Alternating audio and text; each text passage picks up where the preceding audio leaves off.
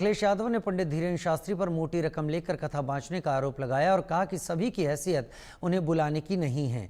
अखिलेश ने धीरेन्द्र शास्त्री पर कथा वाचन के लिए मोटी फीस लेने और अंडर टेबल पैसे लेने का गंभीर आरोप लगाया। अखिलेश यादव ने कहा कि कई कथावाचक हैं जो 50 लाख रुपए लेते हैं। किसी की हैसियत है कि धीरेन्द्र शास्त्री को कथा के लिए अपने घर बुला ले। अब इस बयान ने न केवल धार्मिक हलकों में बल्कि सियासी गलियारों में भी हंगामा मचा दिया है। सवाल उठ रहे हैं कि पंडित धीरेन्द्र कृष्ण शास्त्री अब 5 स्टार कल्चर के बाबा बन चुके हैं। धीरेन्द्र शास्त्री की कथा कितने की पड़ती है, कथावाचकों का बिजनेस मॉडल क्या है, कई सारी बातें अखिलेश यादव के बाद अब सुनाई पड़ रही हैं।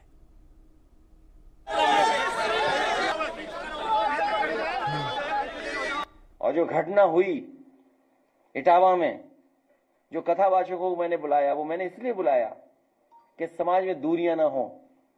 उस गांव में पहले भी ये यादवी कथा करके गए हैं, आप पता करवा लेना। आप उन गांव वालों को सब पता है कि ये यादवी है कथावाचक, क्योंकि जिस परिवार को कथा करानी थी उन पे इतना संसाधन पैसा नहीं था कि लाखों रुपए वाले कथावाचक बुला लें, क्योंकि कई कथावाचक हैं जो 50 लाख रुपए लेते हैं। कोई किसी की हैसियत है कि धीरेन्द्र शास्त्री को बुला ले अपने घर कथा के लिए? कोई अंडर टेबल लेगा वो बाबा पैसे? आप पता करवा लीजिए, अंडर टेबल नहीं लेते हैं वो धीरेन्द्र शास्त्री। क्या कथा बाजने की पता कितनी कीमत होगी उनकी, फ्री थोड़े नहीं। तो ये यादव लोग कथा कहते, तो कथा तो हर समाज के लोग कह रहे हैं। बड़ी संख्या में जो गैर बरादरियां हैं, सब बरादरी करती कथा।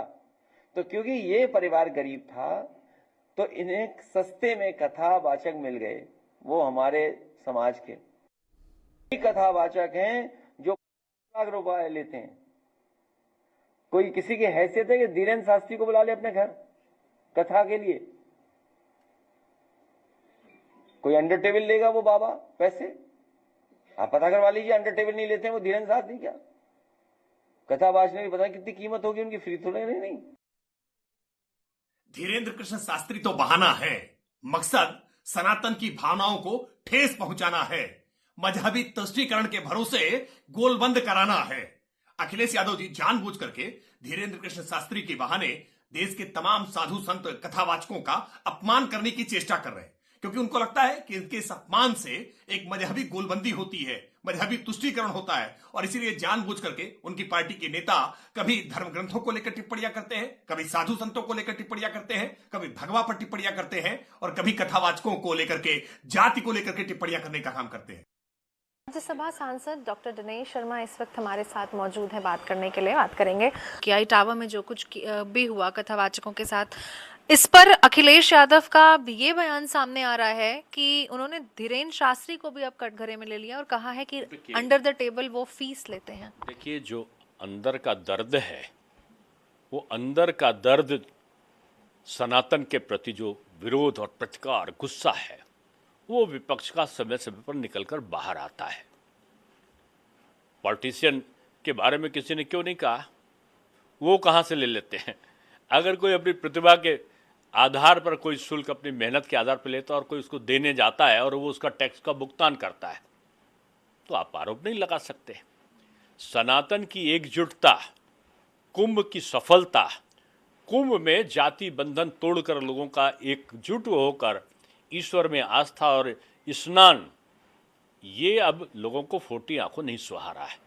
वो किसी भी तरीके से कोई किसी पर आरोप लगाकर, अब उनका वो प्रयत्न नहीं चला। जब उन्होंने कथावाचक को ब्राह्मण वर्सेस यादव करने की कुछ लोगों ने कोशिश करी, तो उनको पता ही नहीं था कि मुरारी बापूजी भी जो कथावाचन का प्रारंभ करने वाले व्यक्ति हैं, वो भी अप्रकाश नहीं है।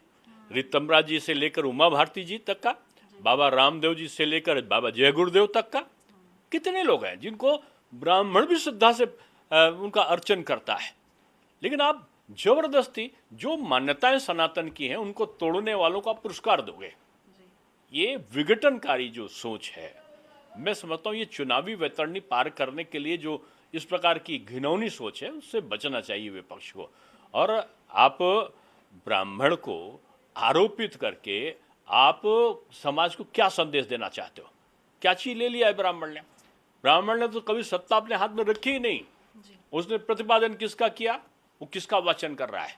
वो जो वेदवत व्यास जी ने जो लिखा है वेद को, जो महाभारत लिखा है उन्होंने, अब वो धीवर थे या केवट या जो मछली पालन से संबंधित जाति है, वो ब्राह्मण नहीं थे। उनकी चीज को वो आज प्रचारित कर रहा है। वाल्मीकि जी की रामायण, जो अगर आज की भाषा में आप कहो तो आप उनको अनुसूचित में रखते हो। बीजेपी तो किसी जात से उनको सुशोभित नहीं करती। उसकी रामायण को ब्राह्मण आज बांच रहा है। आप क्यों भी ब्राह्मण के पीछे पड़े हो? ब्राह्मण तो यदुवंशी श्री कृष्ण जी के द्वारा कहे गए श्री वचन जो है गीता के रूप में, उसका प्रतिपादन कर रहा है। कहां से वो है? आप कृष्ण सुदामा की दोस्ती भूल जाओगे। हाँ, आप वो चीज भूल जाओगे कि जिसमें भगवान परशुराम जो थे, ब्राह्मण जिनको अपना परम प्रभु मानता है, और उन्होंने, उनके 3 शिष्य थे। कर्ण को अगर आप शूद्र की श्रेणी में रखें उस समय, वो भीष्म पितामह जी को अगर क्षत्रिय की श्रेणी में रखें, गुरु द्रोणाचार्य जी को अगर ब्राह्मण की श्रेणी में रखें, जैसा कहा जाता है, तो उन 3 शिष्य जो भगवान परशुराम के थे, उनको अपना दिव्य अस्त्र नहीं दिया। दिया किसको? प्रभु भगवान यदुवंशी श्री कृष्ण को उन्होंने अपना दिव्य सुदर्शन चक्र दिया। आप ब्राह्मण और यादव के पहले से जो जीन्स में बचा हुआ एक दूसरे के प्रति सम्मान, उसको कैसे नष्ट कर सकते हो? आप कथावाचक को जो व्यासपीठ का अपमान करे, जो अनर्गल गायन करे, सनातन को बदनाम करने की कोशिश करे, आप उसको सम्मानित कर दो और जाति से जोड़ दो, और आप दूसरे पक्ष को सुनो ना। अरे आप इटावा के हो भाई, आपके लिए तो सब लोग एक हैं। कौन सा, आप किस जात के हो? आप किसी जात के नहीं, आप तो सबके होना चाहिए। जो जनप्रतिनिधि होता है वो किसी जात विशेष का नहीं होता, सबका होता है। अखिलेश यादव हैं जो बाबा बागेश्वर पर कई सारे आरोप लगा रहे हैं और सनातन के खिलाफ कह रहे हैं कि ये लोग दान दक्षिणा लेने वाले लोग हैं, ये लोग खाली दान लेते रहते हैं। ये लोग वोट के लिए सनातन विरोधी हो गए। ये सोचते हैं सनातन को गाली दो और जातवाद का झंडा उठाओ। आज हिंदू समाज, सनातनी समाज सजग है, और ये बागेश्वर बाबा इनके पोल खोल रहे हैं, इसीलिए ये डर गए। बिहार विधानसभा चुनाव जैसे जैसे